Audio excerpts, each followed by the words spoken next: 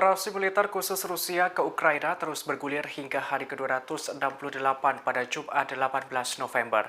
Ada sederet peristiwa di antaranya, Presiden Prancis Emmanuel Macron menilai perang Rusia dan Ukraina juga menjadi masalah bagi negara-negara di Asia, hingga setengah jaringan energi Ukraina lumpuh akibat serangan masif Rusia. Dikutip dari Kompas.com, dalam hari ke-268 ini, Presiden Macron kembali menyinggung perang di Ukraina. Saat itu ia sampaikan di sela-sela KTT APEC di Thailand, yang mengatakan perang Rusia dan Ukraina juga menjadi masalah bagi negara-negara Asia.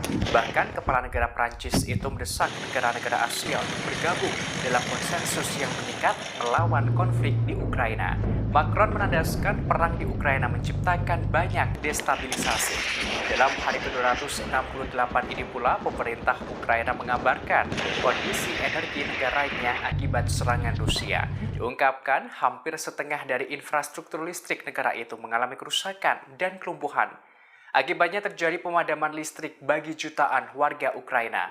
Perdana Menteri Ukraina Denis Shmyhal menerangkan Rusia menembakkan sekitar 100 rudal ke kota-kota Ukraina pada 15 November.